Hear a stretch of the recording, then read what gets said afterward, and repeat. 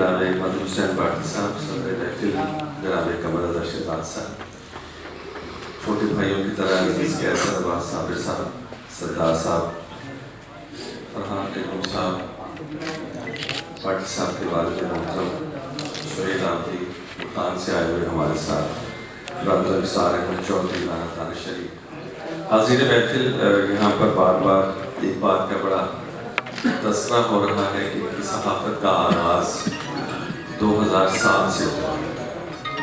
کیسر بھائی کی محبت اتنی زوردار ہوتی ہے کہ 2007 سے لے کر آج 2025 آج کے دن میں ایک ٹیلی ویژن پروگرام کرتا ہوں، یہ 2007 سے لے کر 2025 کا پہلا ناغہ ہے جو میں نے ان کی محبت میں کیا، ورنہ 2 سے لے کر 3 بجے تک پاکستان ٹیلی ویژن پر میرا لائیو پروگرام ہوتا ہے۔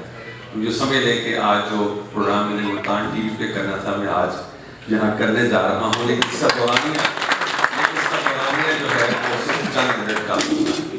3 مبارکبادیں پیش کرنی ہے، ایک تو ریاض شاہد کو ان کی سالگرہ ہے، دوسری بھاٹی صاحب کو آپ کی کتاب شائع ہوئی، اور تیسری مبارکباد اس بات پر دینی ہے کہ آپ نے والد محترم کو یہاں اسٹیج پر بٹھایا۔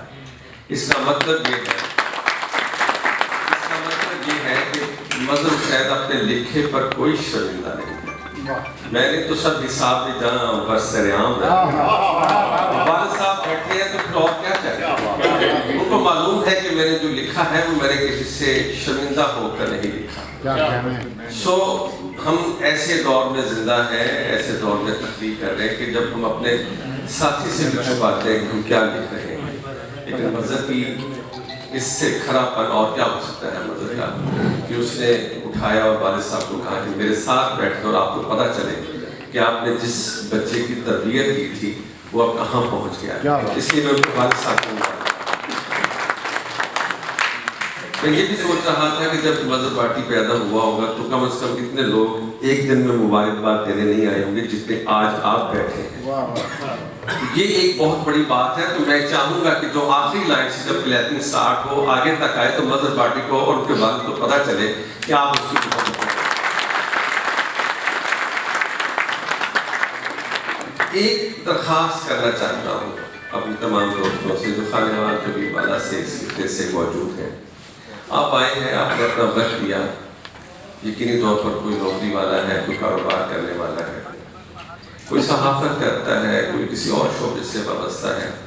مزہ تب ہے کہ جب آپ یہاں سے رخصت ہوں، جب آپ یہاں سے رخصت ہوں تو آپ کے ساتھ ایک کتاب بھی جائے اور مظہر بھاٹی سے وہ کتاب خرید کر جائیں۔ خدا کے لیے کتاب مفت نہ لیں، مفت کتاب جب ملتی ہے اس کا پڑھنے کو جی نہیں چاہتا۔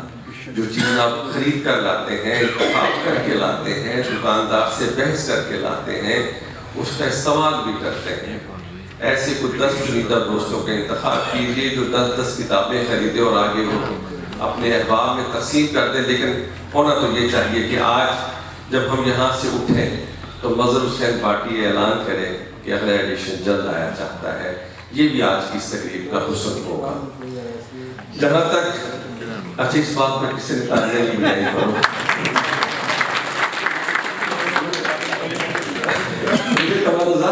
میرا خیال تھا کہ اس بات پر لوگ خوش ہو کر ایپلیپنگ کریں گے۔ بھئی سارے پیسے مظہر بھاٹی کے ہیں، وہ میں نے خرید لیے سارے۔ آپ نے تو مطلب مجھے معلوم ہے، لیکن میں ان دوستوں سے ہم کلام ہوں، میرا مطلب مکالمہ ان دوستوں سے ہے جو اس کی محبت میں یہاں موجود ہیں۔ اب اس کے اسلوب کے بارے میں، اس کے کالموں کے بارے میں، اس کتاب کے اندر جو چیزیں موجود ہیں اس کے بارے میں بس 1 یا 1.5 منٹ بات کروں گا۔ بات تو خیر لمبی بھی ہو سکتی ہے۔ جب ہم سلطی کہانیوں کی بات کرتے ہیں تو پھر دادی اماں یاد آتی ہے جو ہمیں کہانی سنایا کرتے تھے، ہم کہانی سنتے سنتے سو جاتے تھے۔ پھر ریڈیو پاکستان کی وہ نشستیں جب رات کے بچوں کے لیے کہانی آیا کرتی تھی اور ہم کہانی سنتے سنتے پریوں کی کہانیوں میں پہنچ جاتے تھے۔ پھر ایک کہانی ایسی آئی جب ہم پر زبانی آئی تو ہم لوگوں کی کہانیوں کا مرکز بن گئے۔ وہ کہانی کہاں گم ہو گئی معلوم نہیں، اور پھر کہانیوں کا یہ سلسلہ آج کے دن تک جاری و ساری ہے۔ کبھی کہیں فصلوں کی کہانیاں آتی ہیں، کبھی کیسر عباس صابر کوئی کہانی لکھ کر آ جاتا ہے، کبھی قمر رضا شہزاد اپنی شاعری کی کہانیاں لے کر، کبھی لکھنے والا کچھ رقم کرتا ہے اور پھر معلوم ہوتا ہے کہ کہانی تو ایک ہی ہے جس کو ہر کوئی اپنے اپنے انداز سے رقم کر رہا ہے۔ کہانی تو وہی ہے جو ہم دادی اماں سے سنا کرتے تھے، کہانی تو وہی ہے جو ہم ریڈیو پہ سنا کرتے تھے، کہانی تو وہی ہے جو ہم ٹیلی ویژن پر دیکھا کرتے تھے۔ اصل کہانی تو وہ ہے، اصل کہانی وہ ہے کہ جب آپ گہری نیند میں سوئے ہوں تو رات گئے آپ کے دروازے پر آ کر دستک دے اور آپ نیند میں بیدار ہو کر پوچھیں کہ کون آیا ہے، اور ایک آواز آئے گی، میں مظہر حسین باٹی ہوں، سلگتی کہانیاں لے کر آیا ہوں کہ آپ کے پاس پانی ہے جو ان کہانیوں کی میں آج بجھا سکوں۔ بہت شکریہ۔